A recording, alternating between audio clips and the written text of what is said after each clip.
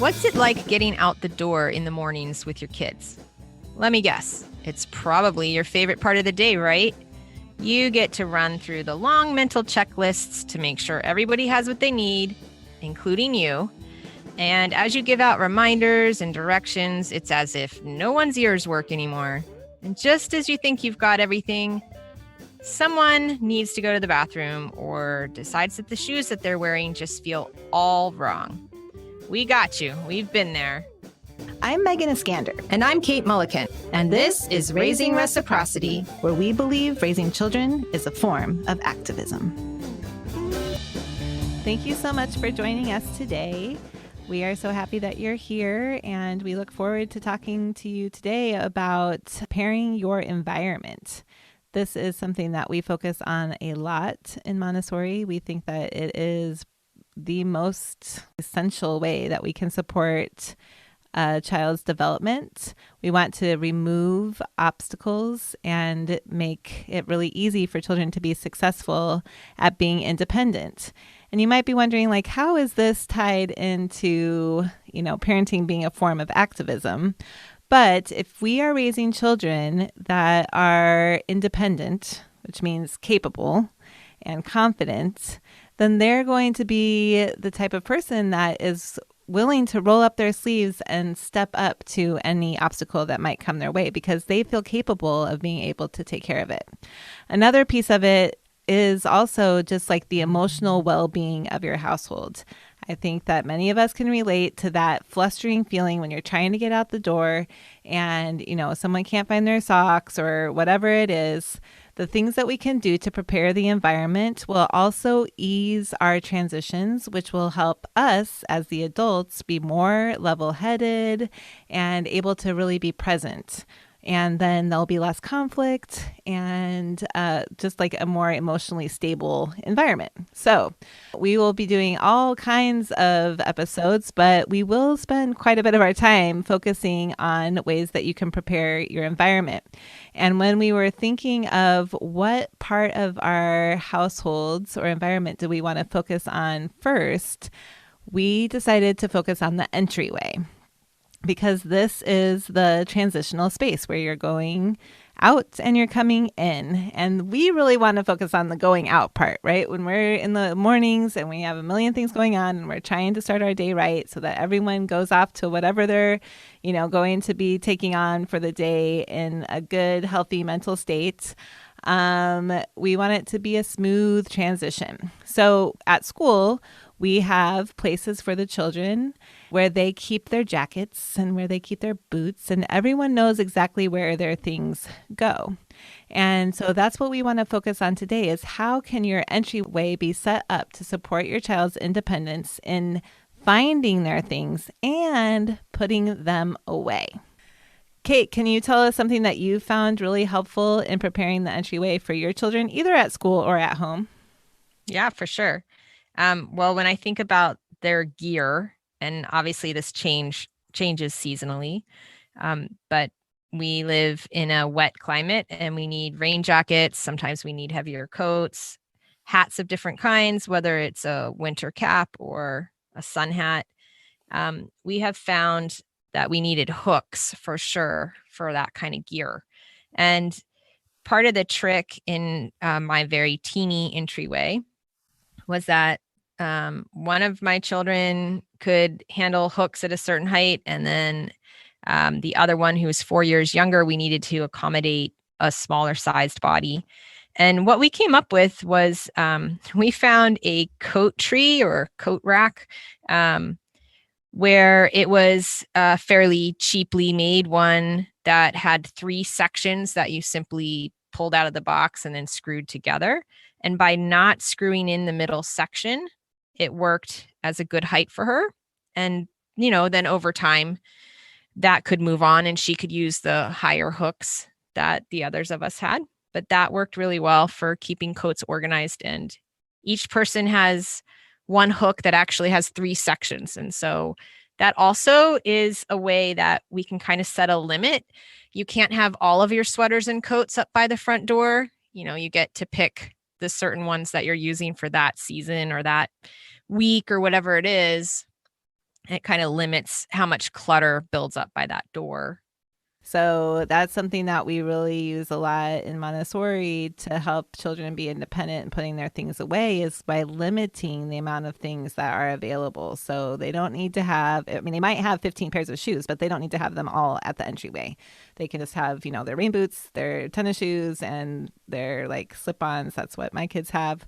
And then, over time it does accumulate, and pretty soon there's 8 pairs of shoes, and then you just have them take the rest of them back to their closet and you get back to those 3. So I have floor mats for my kids where those 3 pairs of shoes will live on that mat. So it's pretty obvious. They do have baskets too.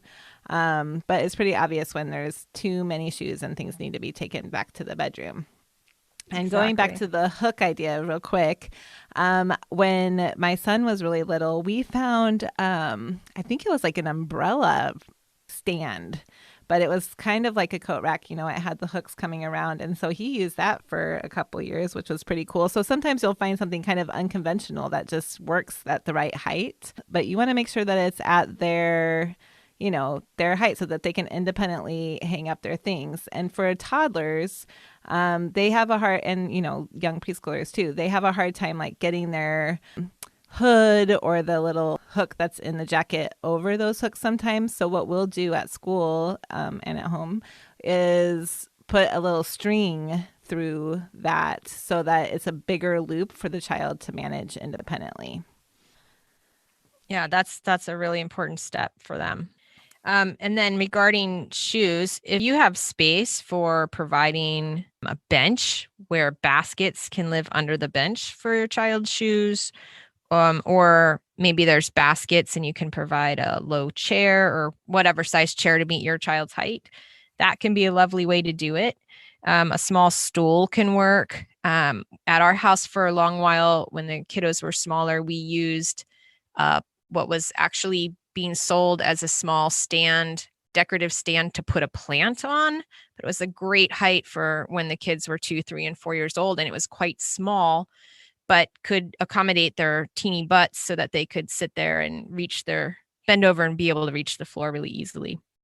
Additionally, if your space is rather small, you could always use, like woven rug that you can pick up pretty inexpensively.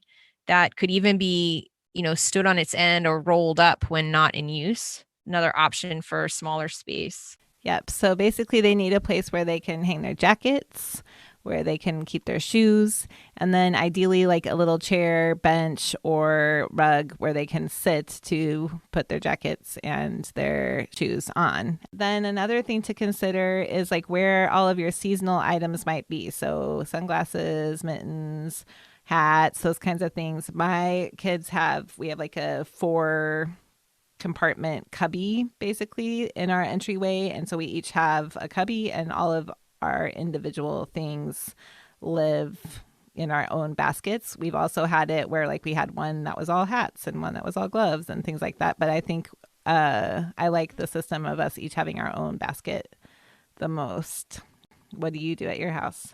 Mm-hmm.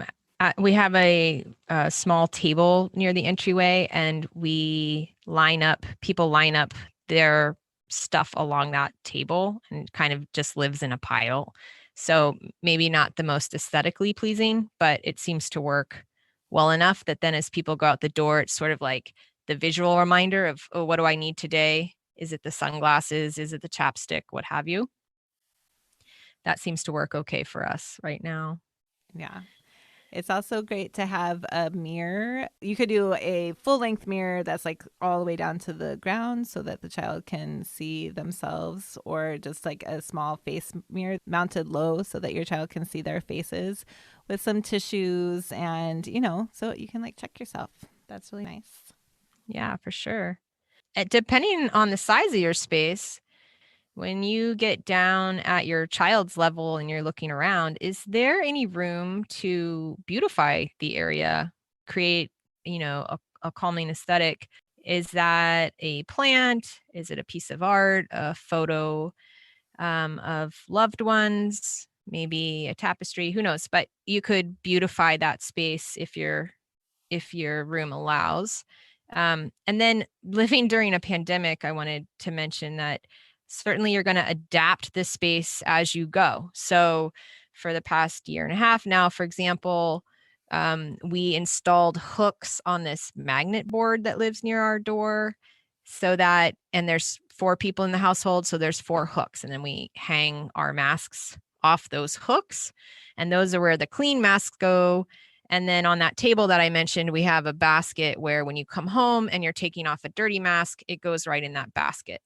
Then that way, anytime somebody's starting a load of laundry, we're moving towards being in the habit of going over, grabbing the masks out of that basket, for example. So other things that might happen, you might start to notice as your kids get home from school and they take those shoes off.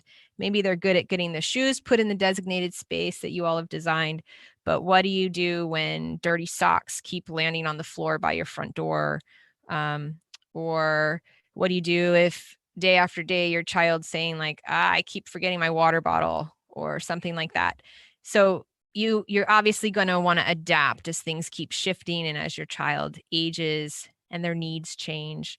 But you can certainly always, revisit, redesign, take out a basket, add another basket, those kinds of things.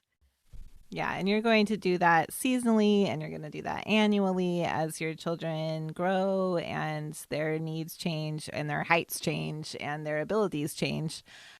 But the idea is to take the time to really look at your space and see what do you do in that space and what can you offer in this space to support your, daily function, basically. So having a way that the kids know for sure how to hang up their coats. Even if it ends up being on the floor, you at least can say, you know where it goes and you can put it there. You might have to remind them for a while, but pretty soon they'll just know. When I come in, I hang my coat on my hook. Same thing with the shoes and a backpack, like whatever you're seeing, like the gear of the current time, if your child's playing sports or whatever it is, you will figure out these systems that will really support your transitions in and out of the house every day. Yeah, and remember, the really young child has a high sense of order. And so sometimes when things end up on the floor, not always, but sometimes it's because they honestly don't know where else it's supposed to go.